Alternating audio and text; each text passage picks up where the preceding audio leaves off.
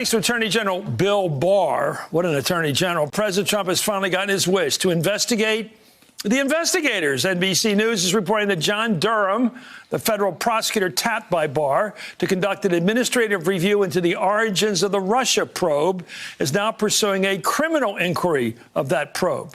According to the New York Times, which first broke this story, quote, the move gives the prosecutor running room, the power to subpoena for witness testimony and documents, to convene a grand jury and to file criminal charges. The move also creates an unusual situation in which the Justice Department is conducting a criminal investigation into itself.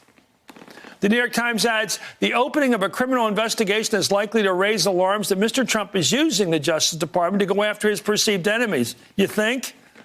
It's unclear what crimes have been committed, in fact. What crimes are we talking about here? William Barr launched the review in May, even though the DOJ Inspector General has already been pursuing a similar inquiry.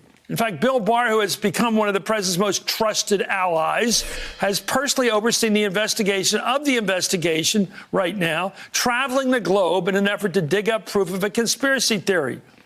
Critics say the Attorney General has also played an active role in the president's personal defense. Just a few months ago, Barr's Justice Department tried to keep the Ukraine plot buried by advising against the sharing of whistleblower complaint and declining to investigate the complaint. Attorney General Bill Barr also is directly implicated in the claim, remember, by that whistleblower, but declined to recuse himself from the case. From where I'm joined by Julia Ainsley, our great NBC News correspondent on this matter, Joshua Geltzer, former counsel to the Assistant Attorney General for National Security at the Department of Justice, Lawrence Pfeiffer, former Chief of Staff to the CIA Director Michael Hayden. We got some expertise on, but I want to start with Julia. What is this, a Skype hunt?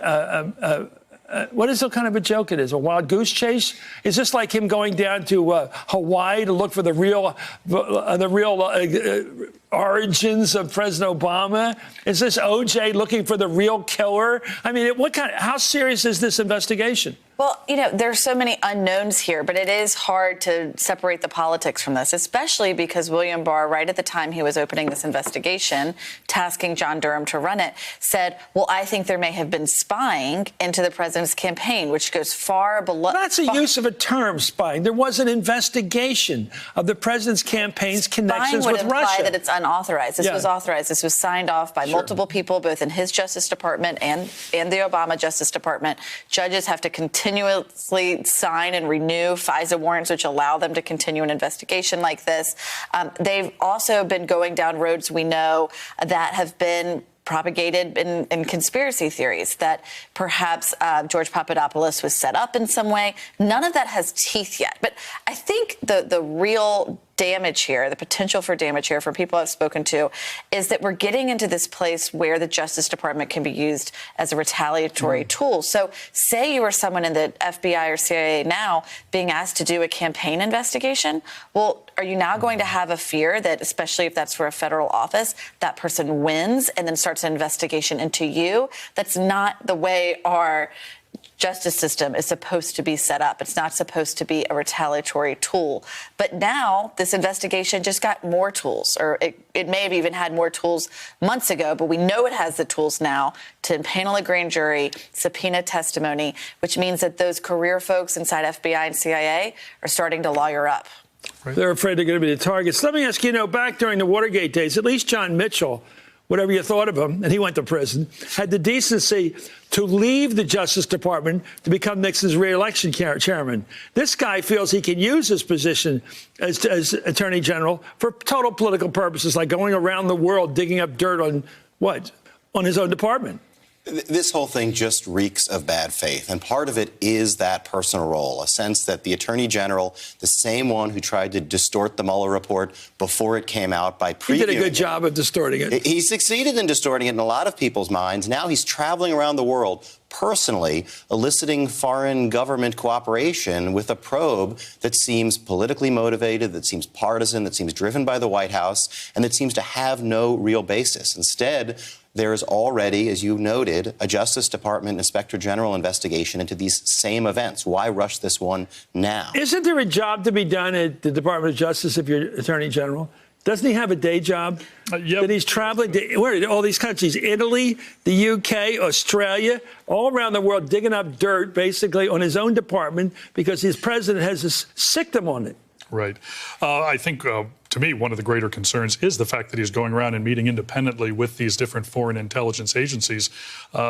Our foreign partnerships are critical to the success of U.S. intelligence. Yeah. And that's how we catch the bad guys. Absolutely. And these are very carefully managed relationships. I think of it as a gardener, tilling a garden of exquisite flowers, and they require just the right amount of water and just the right amount of pruning and a little bit of vitamin.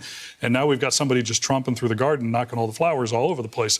What happens? These foreign governments begin to wonder, hey, our intel relationship is not going to stay below that political waterline where it historically has stayed. Maybe we need to. What do you think they think of us? What's the world think of us under having this guy, this character that has turned the American government into sort of a criminal enterprise? I think a seedy enterprise. I think most of our partners around the world think that this too shall pass. I think they're hoping that there'll be some reason, and this individual will no longer be president, within a year or two. But I also think they are calculating what will happen if he remains for another 4 years. You know, the name of the Department of Justice now, the building is the Robert Kennedy Building. Right. Because Robert Kennedy really led the fight on civil rights when he was Attorney General. There was the notion that you could get justice from the Justice Department. Well, and let's not. How's that for an idea? Let's not forget, too, that there's cooperation agreements that are so central in order to know what this Justice Department needs. Think about the next time, let's say, ISIS becomes a bigger threat, how much we're going to need those relationships to work. And it's interesting to call William Barr a character because there are a number of pieces of evidence that we've seen over the past 6 months that shows his affiliation, his strong favoritism toward the political leanings of this president. But recently, he really tried to draw a line that he is not like Rudy Giuliani. When he got lumped together with him in that Ukraine call, when the president used their names interchangeably as someone who could just call up a foreign government and get information, we know that he was upset by that. So it's interesting. That's his line. You know, this reminds me of the McCarthy period, when Roy Cohn went around European USIA bookstores and libraries ripping out, when he saw his communist literature, a joke. I worry this guy's traveling the world like a joke, this Attorney General. And I worry foreign partners increasingly do see it that way, at least for now. They hope it will pass. But think about what happened in 2016. A foreign partner tipped us off to something that was a major counterintelligence threat. We know that now. That's the hundreds of pages that are Volume 1 of the Mueller report, an effort to distort our democracy by the Russians that Mueller told Congress is going on again right now. What sort of foreign partner would want to tip us off now? Thank you. I think you're one of the good public servants, I can tell. And you too. Thank you. Wow, thank you, sir. You, Chris, you're a great journalist. But the more and more I get impressed by, like when we put somebody into space or we do something with NIH or something like that, I go, public servants. Thank God we got them, not just politicians. Although there are some good politicians. We just saw Bill Clinton today and Barack Obama. Good politicians. And they were politicians today, but boy, were they wonderful. Julie Ainsley, thank you. Joshua Geltzer and Larry Pfeiffer. Hey there, I'm Chris Hayes from MSNBC. Thanks for watching MSNBC on YouTube. If you want to keep up to date with the videos we're putting out, you can click subscribe just below me or click over on this list to see lots of other great videos.